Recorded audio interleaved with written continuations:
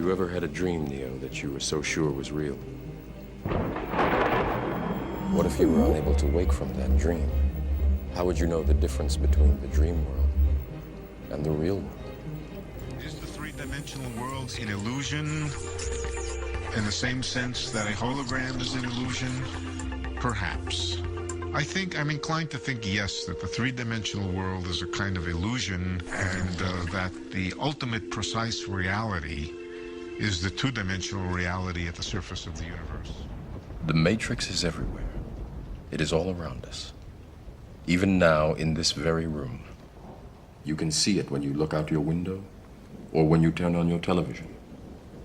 You can feel it when you go to work, when you go to church, when you pay your taxes. It is the world that has been pulled over your eyes to blind you from the truth. What truth?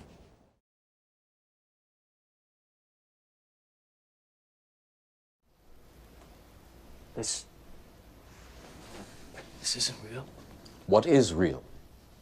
How do you define real? If you're talking about what you can feel, what you can smell, what you can taste and see, then real is simply electrical signals interpreted by your brain.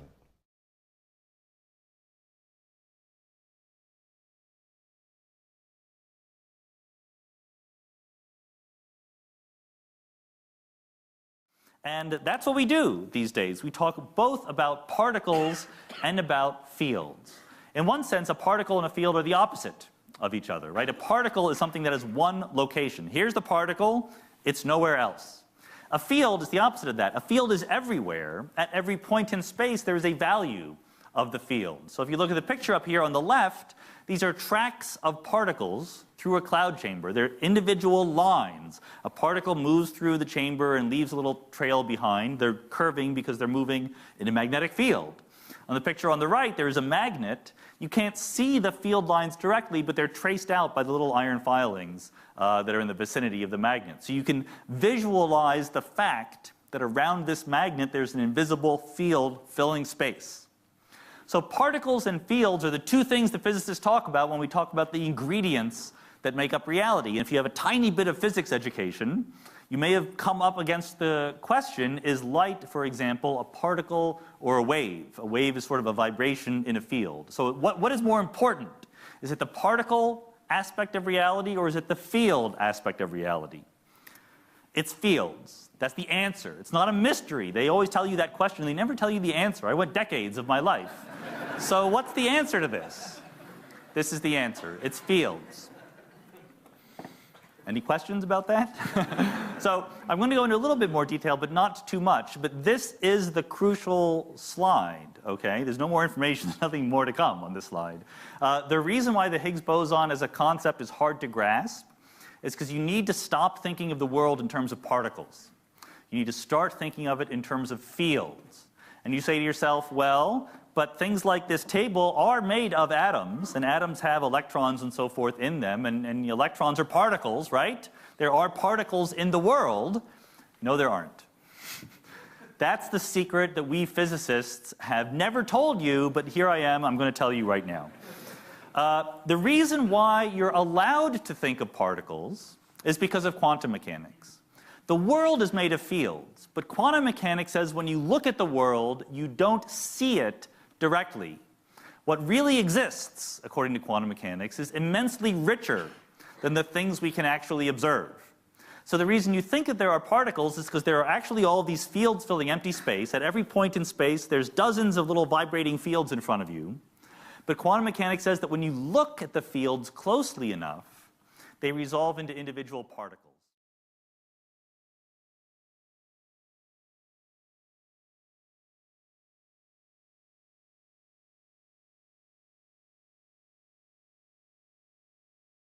And what we've discovered at the core basis of the universe, the foundation of the universe, is this single universal field of intelligence, so that all the forces of nature and all the so-called particles of nature are now understood to be just different ripples on a single ocean of existence. That's called the unified field or superstring field. a single universal field of intelligence, an ocean of existence, at the basis of everything, mind and matter. And all the so-called particles of the universe, the forces in our universe, everything in the universe are just ripples on that ocean of existence. That's the unified field. And that field is a non-material field. Planets, trees, people, animals, we're all just waves of vibration of this underlying unified superstring field.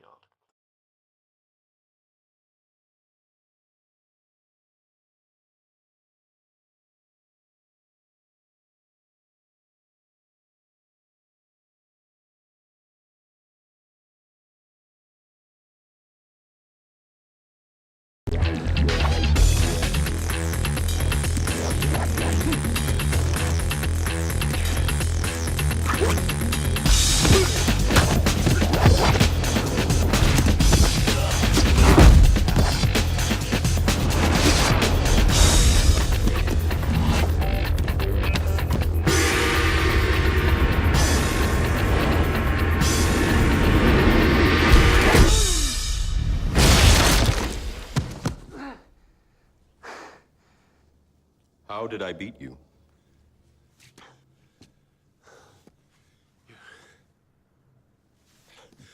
You're too fast. Do you believe that my being stronger or faster has anything to do with my muscles in this place? You think that's air you're breathing now?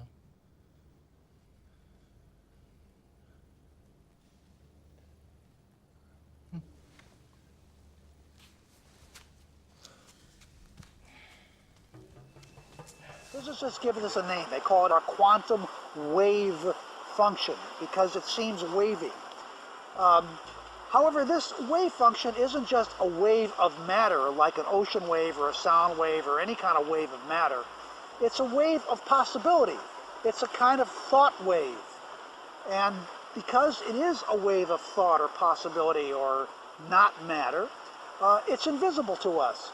But we can't explain what we do see as matter in these small corners of space and time unless we picture that these matter particles somehow come out from or emerge from these thought wave patterns which are invisible to us.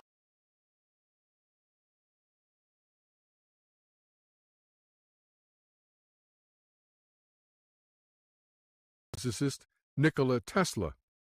He also said, "My brain is only a receiver. In the universe, there is a core from which we obtain knowledge, strength, inspiration. I have not penetrated into the secrets of this core, but I know that it exists."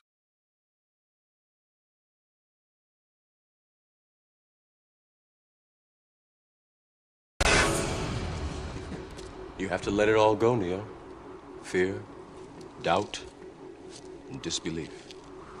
Free your mind.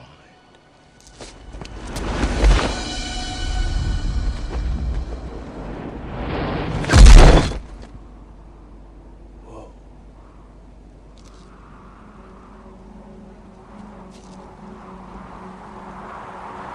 Okie dokie.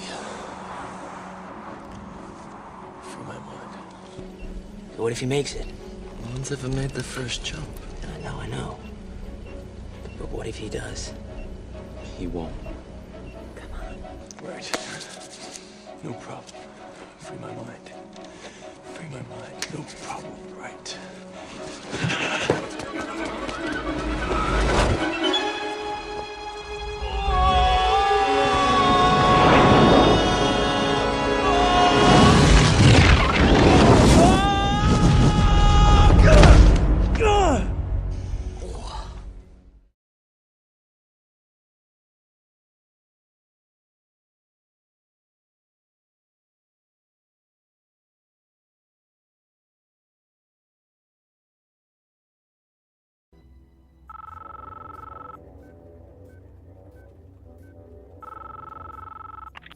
I know you're out there. I can feel you now. I know that you're afraid. You're afraid of us. You're afraid of change. I don't know the future. I didn't come here to tell you how this is going to end. I came here to tell you how it's going to begin. I'm going to hang up this phone, and then I'm going to show these people what you don't want them to see. I'm going to show them a world without you. A world without rules and controls, without borders or boundaries. A world where anything is possible. Where we go from there is a choice I leave to you.